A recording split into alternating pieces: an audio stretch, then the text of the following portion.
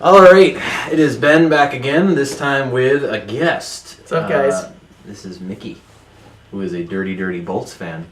I think, yeah, I think we're both in it, but I hope. Hi. Anyway, as you can see, it looks a little different in here. It's because we're moving apartments, like literally right there. And I don't really have that much time to do this today before the game tonight, so this is going to be a real quick one-taker. I was at the game last night. No, it actually was fun, but the ending was not how I wanted it to end. It's how he wanted it to end. It is. But anyway, starting early, French-Canadian kid Yanni Gourde. I think he's French-Canadian, at least. There was a bunch of fans in the arena that were cheering every time he scored. There was like this little contingent of like Gourde, probably relatives and friends that were like, yeah, every time he scored. Scores one fairly early in the game, and I'm like, okay, that's just 1-0. The Habs can come back from that. They got two more periods after this, going into the end of the first. Then as I get up to go, I think get a beer or something, I don't know, on the intermission. I'm getting up with like 10 seconds left in the period, and then I see, yeah, that's Nikita Kucherov on a breakaway. That's not what you want. And he goes in. That's what he wants. He goes in, and then he snipes it. Snipes one. Blocker side. Yeah. I can't really say too much bad about Price on that one. You generally don't want to let Nikita Kucherov get a breakaway, especially this season. But anyway, so 40 goals. Very disappointing way to end the period, for me anyway, at the game, me and my mom. But he liked it. We go into the second, and who would get the goal to cut the lead to 1 but Dwight King, who had seemed so snake-bitten in the last few games. Gets a lead pass from Lehkonen to go in on the breakaway. I think he put it 5-hole, I'm not sure, but gets the goal, gets everybody excited in the arena for like 2 seconds. Then I think it was 4 or 5 minutes after, Alex Killorn scores put the Lightning back up by 2. So Lightning lead 3-1 through 2 periods.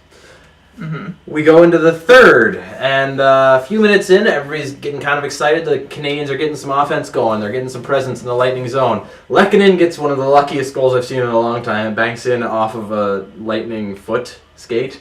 It goes off the skate and goes over Vasilevsky's shoulder and goes in.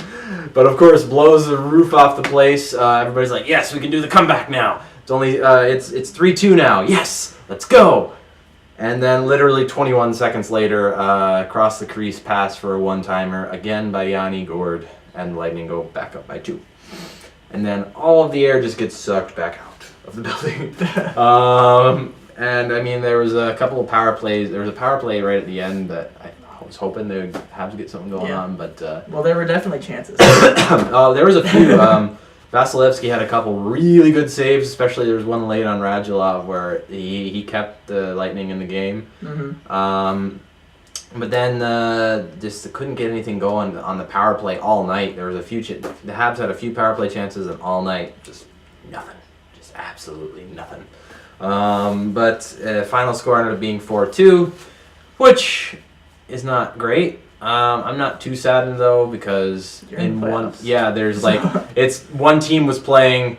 Okay, we already had the division title, and we already know who we're playing in the playoffs, and we already know who has home ice. And then one team was playing, holy shit, we have to win this, we have to win this, we have to win this. Yep. So I mean, if you look at it like that, every team should still try to win every game, but I can see why they probably weren't trying as hard. The big news after the game, though, was all of Price, Radulov, Pacioretty, Markov, Weber, and then Yemlin, just because he's hurt, are not going to be going to Detroit tonight. So it should be an interesting lineup. I'm not sure what our first line is going to be, but it'll be interesting to see. Wait, Turtleneck's going, yeah, because he hasn't been doing so well. I got a new turtleneck shirt at the Bell Center. We call him Turtleneck. It's Plekanec, obviously.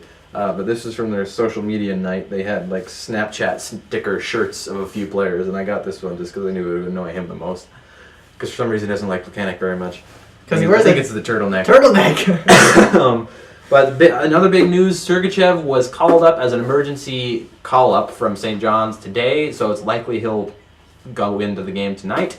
So that would be cool. Give him a little shot. I wouldn't surprise me if he's one of the Black Aces going into the playoffs. But Anyway, any thoughts from you on the Lightning? I was unable to watch the game. I saw snippets of it when I was at Texas Roadhouse. I don't know. It seemed from the score, the Lightning won. Yes, they did. So, they did do that. So that's all I can hope for at this point. They tried. I mean, you could tell last night that. I mean, obviously they have to win. They're in desperation. They were playing desperate, and they were going all out. They were going all out. It was impressive to watch, especially with the lineup you guys have. It's like Kucherov, Hedman, Palat, and Killorn, and then like half of your AHL team. People that So it was a good game. It was a good game. Habs needed to clean up their power play a little bit for playoffs, hopefully. Yeah. But where are they playing? They're playing Rangers first round. All right. So they can get some revenge on goddamn Kreider. Screw him. Chop his knees. I didn't say that. But anyway, I'm gonna get this up for tonight's game because I'm gonna go upload it right now. Anyway, we'll see what happens against Detroit tonight with a very odd-looking lineup. But until then, see you guys next time. Go Lightning. Peace out.